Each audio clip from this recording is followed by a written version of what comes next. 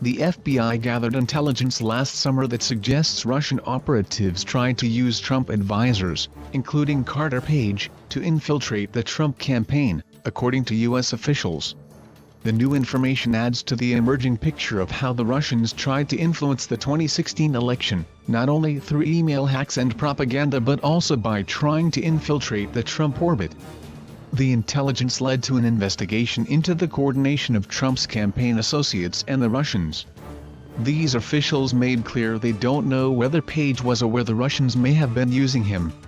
Because of the way Russian spy services operate, Page could have unknowingly talked with Russian agents. Page disputes the idea he has ever collected intelligence for the Russians, saying he helped the U.S. intelligence community. My assumption throughout the last 26 years I've been going there has always been that any Russian person might share information with the Russian government. As I have similarly done with the CIA, the FBI and other government agencies in the past. But the intelligence suggests Russia tried to infiltrate the inner workings of the Trump campaign by using backdoor channels to communicate with people in the Trump orbit, U.S. officials say. Page is one of several Trump advisors U.S. and European intelligence found to be in contact with Russian officials and other Russians known to Western intelligence during the campaign, according to multiple U.S. officials.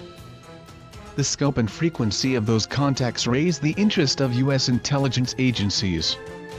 The FBI and CIA declined to comment on Page's statement.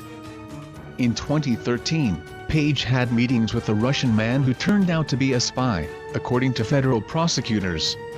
Page denied knowing that the man, Viktor Podobny, was secretly a Russian operative living in New York. As CNN first reported, Carter Page's critical speech of U.S. policy against Russia in July 2016 at a prominent Moscow university drew the attention of the FBI and raised concerns he had been compromised by Russian intelligence, according to U.S. officials. They also feared that Russian operatives maintained contact with him both in the United States and Russia, U.S. officials say. His conversations with suspected Russian operatives are being examined as part of a large intelligence gathering operation by the FBI and other U.S. agencies that was set up to probe Russia's interference in the election. The officials would not say what the conversations were about. How Page's name became associated with the campaign is a reflection of how minimal the Trump operation was last year, as establishment national security figures avoided an association with the insurgent operation. As Trump prepared to meet with the Washington Post editorial page in March 2016, the campaign was under pressure to name national security advisors. Staffers produced a list of names for Trump to refer to, according to a U.S. official close to the campaign. Trump mentioned Page, in part because he had a Ph.D. listed next to his name, the official said. Trump had never met Page.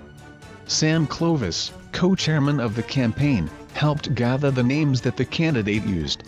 Campaign officials say there's no indication Page ever attended any national security meetings at Trump Tower. They insist that he played a junior role and was not an influential figure. But in a letter Page wrote to the House Intelligence Committee offering to testify, Page describes more interactions with the campaign.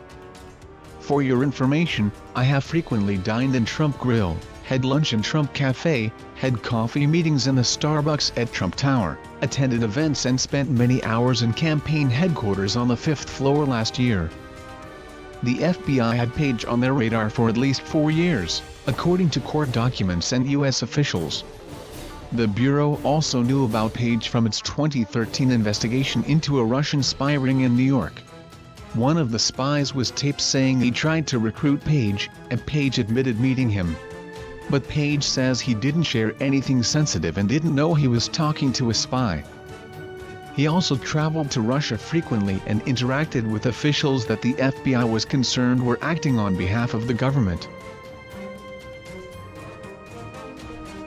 His trip to Russia in July 2016 revived the FBI's interest, when he delivered a lecture at a graduation ceremony for the new economic school. The university opened after the fall of the Soviet Union and is ranked as one of the best universities for economics in Russia. Former President Barack Obama gave a speech there during his first official trip to Russia in 2009. but Page's lecture sounded different than what would be expected from most Americans. He parroted Kremlin talking points by chastising the West for prolonging Cold War tendencies.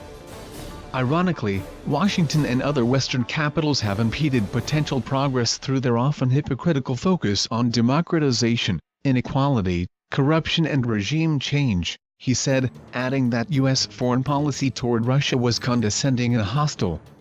Page stressed to the audience that he was there as a private citizen and not a Trump surrogate. But a spokesman for the school told CNN that Page's ties to Trump helped secure the invitation. The organizing committee for the commencement last year thought that he was a colorful and interesting character, said Dennis Klementov, a spokesman for the new economic school. It was partially supported by the fact that the Washington Post, the newspaper, back in the spring of 2016, cited Carter as one of Mr. Trump's foreign policy advisors. Page maintains that he only met with scholars and professors during his July trip. Klementov said that the new economic school didn't arrange any meetings on Page's behalf. Physically and technically, frankly speaking, I don't think he had any time for that. He was with the school pretty much during most of the day, both days, and the remaining half of the day that he was in Moscow, Klementov said. But a former Obama administration official briefed on Russia's meddling in the election says Russians who work at prominent think tanks, universities and businesses often play an informal intelligence role. There are very few agencies of any kind that don't have some sort of intelligence or counterintelligence role, the official told CNN. If you run an organization in Russia government, you will now have a role in that. It's the explicit mission of Russian government agencies. Shortly after Page returned to the U.S., he and other Trump advisors headed to Cleveland for the Republican National Convention. On the sidelines of a convention-related event, Page and other Trump advisors, including J.D. Gordon and Jeff Sessions, met with Russian ambassador to the U.S. Sergei Kislyak. 2 months after Page's trip, the FBI sought and received a warrant from the secret court that oversees the Foreign Intelligence Surveillance Act, FISA, to monitor Page's communications. When he returned to Moscow in December 2016, after Trump won the election, Russian state-run media widely covered and promoted his trip, including RT and Sputnik, which had been identified by the U.S. intelligence community as tools for the Kremlin's propaganda. RT published stories on all 3 days of Page's trip. Sputnik published an 800-word roundup of the presentation and press conference he gave at the state-run news agency's headquarters. The RT affiliate abruptly quickly published the full video of his second presentation and press conference. That speech was given under the auspices of the Russian government. The event was held at the headquarters of the Rossiya Segrednya International Information Agency, a state-run media company created in 2013 by an official decree from Russian President Vladimir Putin. Not only did Russian state-run media cover the trip, but a prominent government-run think tank involved in election meddling efforts put out a press release heralding Page's visit. The leader of the Russian Institute for Strategic Study, Leonid Reshetnikov, painted Page as an influential advisor to Trump and said his visit could help improve U.S.-Russian relations. It's quite possible that Trump's advisor is a pragmatist and a realist, Reshetnikov said, according to a translation of his comments in Russian. This is probably not an ordinary visit. He has probably received some instructions from the president-elect. I don't think that meetings at the highest level will take place, but the possibility cannot be excluded. Reuters reported this week that the group was involved in Russia's efforts to interfere in the U.S. election. The organization sent recommendations to top Kremlin leaders with plans of how to use its propaganda machine to help Trump and undermine Democratic nominee Hillary Clinton. The FBI and other U.S. agencies have been combing through information obtained through that FISA as part of its ongoing investigation into the Trump campaign's links to Russia. Intelligence analysts and FBI investigators who analyzed various strands of intelligence from human sources to electronic and financial records have found signs of possible collusion between the campaign and Russian officials. But there is not enough evidence to show that crimes were committed, U.S. officials say. Part of the problem for investigators has been that they lost their opportunity to conduct the investigation in secret after several leaks last year revealed FBI was looking at people close to the Trump campaign. After those reports, people that the U.S. was monitoring changed their behavior, which made it more difficult for U.S. officials to monitor them.